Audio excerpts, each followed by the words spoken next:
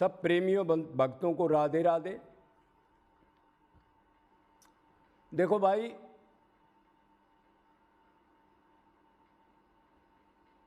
आप वीडियो वगैरह सुनते हो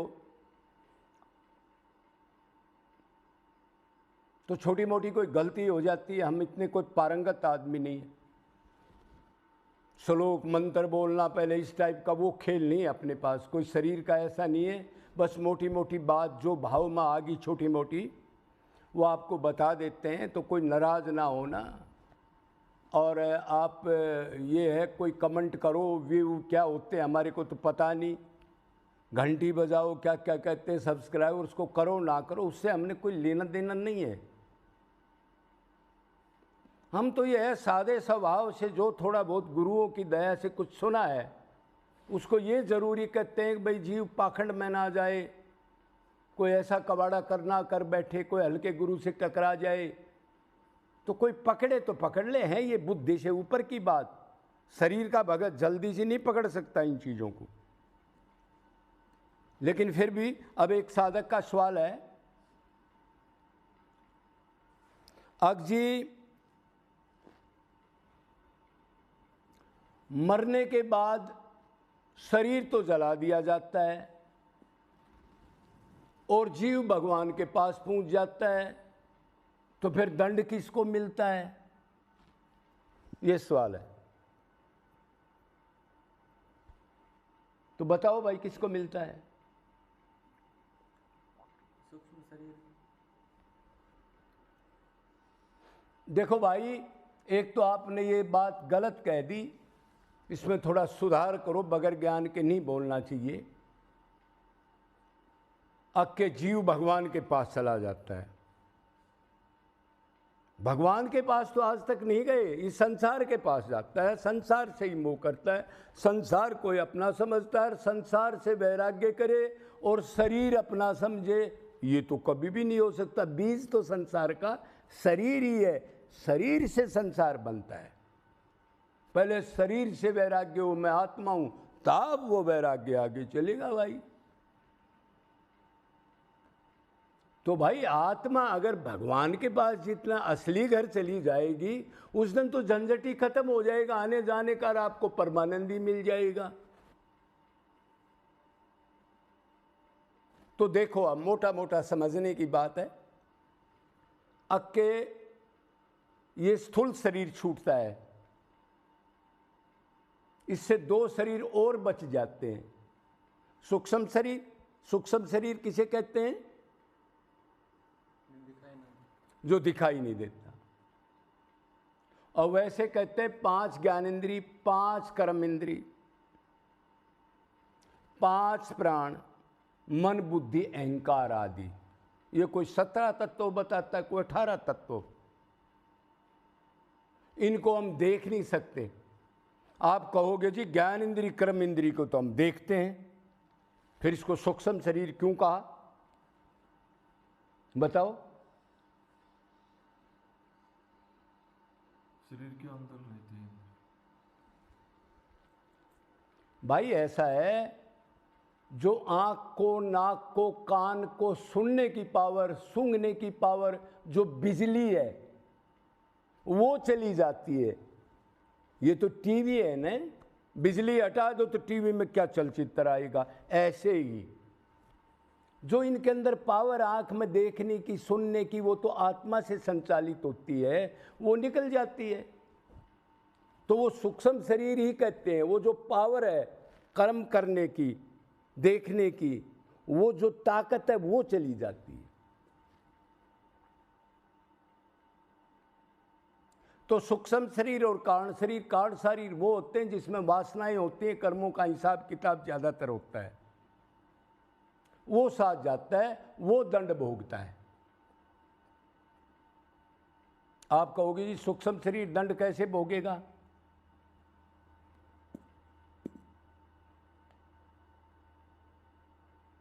तो सूक्ष्म शरीर को दंड, आत्मा उसके साथ रहेगी, आत्मा नहीं रहेगी।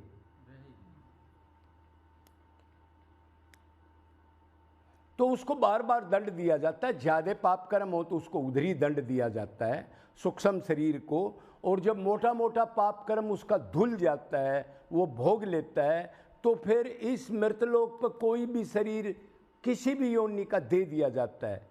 मोटा उधर भोग लिया, फिर इधर भोगने लग गया। कोई कीट पतंगा है, कीड़ा मकोड़ा है, ज़्यादा पैर वाला है, ऐसे ऐसे जीव को सुलझा के फिर मनुष्य की तरफ शरीर के लिए जाना पड़ता है।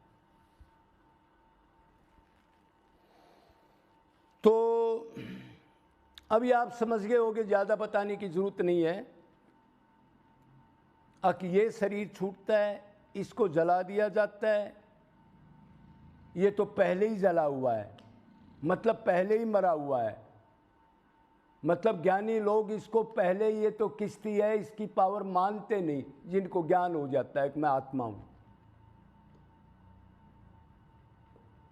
तो ये तो उस दिन अलग हुआ दिखता है तो अब भी मरा हुआ ये। क्यों? फिर बोलता कौन है, सुनता कौन है, सूंघता कौन है?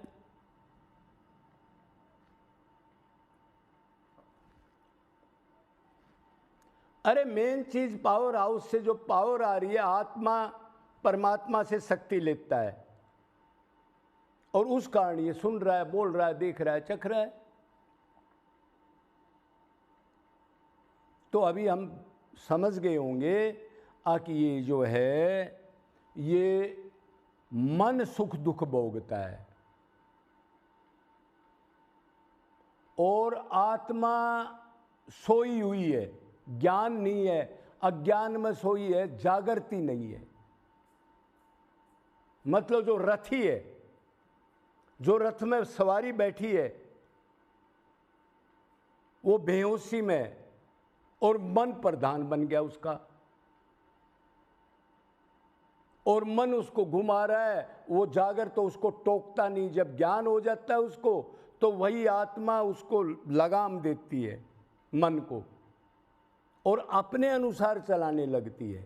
मतलब उसी मन को अपने कल्याण के लिए ज्ञान ले करके भगवान में, जो हमारा माँ बाप पिता पत्नी सब कुछ है, उसमें डाइवर्ट कर देती है। अब मन इधर उधर नहीं जा सकता, क्यों? लगाम लगा दी उस पर। अब सुख दुख भी मन ही भोगता। आप जाते हो सपने में, क्या दशा होती है हमारी? डरता है, भागता है, कोई मारता है, कोई फील करता है कि मेरे को सपना है। वो तो बाद में फील करता है, उठने के बाद। तो इसलिए सारा दोष मन का है, ये मन ही भोगता है, मन ही गलत सलत कर रहा है। और मने मनुष्यानाम कारणन बंधन मोक्षा, ये भगवान ने बता दिया। इसलिए साधना क्या है? मन को ठीक दशा में ले जाना, इसी को साधना कहते हैं। वो सीधा चले, इधर उधर ना जाए, ठीक रास्ते पर जाए, उसी को भक्ति, उसी से भगवत प्रेम हो जाता है। उसी से लास्ट में जब पूर्ण उसमें मन लग जाता है, तो फिर इधर से सारे कनेक्शन टूट जाते हैं। और मन साथ साथ भक्ति के साथ, आप कहोगे जड़ मन है, तो ये दिव्य होया जाता है स्वरूप शक्ति के द्वारा। ये भगवान की एक विशेष छूट है कि मेरे मन लगा दो निरंतर, तो मैं उसको जड़ नहीं दिव्य बना दूंगा, उसका दिव्य फल मिलेगा। मतलब मैं मिल जाऊंगा। मन जड़ है लेकिन मिलूंगा मैं। तो अभी आपका ये सवाल था, ये क्लियर हो ही गया होगा। अब शरीर इधर छूट जाता है और भगवान में आत्मा मिल जाती है, तो दंड कौन भोगता है? तो मोटा मोटा समझ गए होंगे। लेकिन ये दंड और ये सवाल कोई ज़्यादा बढ़िया नहीं है। सवाल तो ये है कि मनुष्य जन्म बिना है, आप क्या कर रहे हैं, हम क्या करने आए थे, कहाँ जाएंगे, ये मनुष्य शरीर कितना कीमती है, 84 लाख में कितना जीव है, जेर अंडे पसीने में पैदा होकर के क्या दुर्गति होती है। तो हमने तो एक ही ज्ञान लेना है, अब हम इस संसार चक्कर भगवान की जेल से कैसे, जो भगवान ने बताया है, मन मना भवे मद भक्ता मदाजी मां नमस्कुरु माम वैसे सत्यम ते प्रतिज्ञा ने प्रियोसी में, मेरे मन लगा, मेरी भक्ति कर, मेरी कोई प्रणाम कर, मेरी पूजा कर, मेरे में ध्यान कर। इसलिए हमने शरीर मिला है, हमने तो ये काम करना है। मन से हटाना है मन को और उधर लगा के अपना काम निकालना है। बाकी फिर भी जैसा टूटा फूटा है हमने आपको बता दिया। जय जय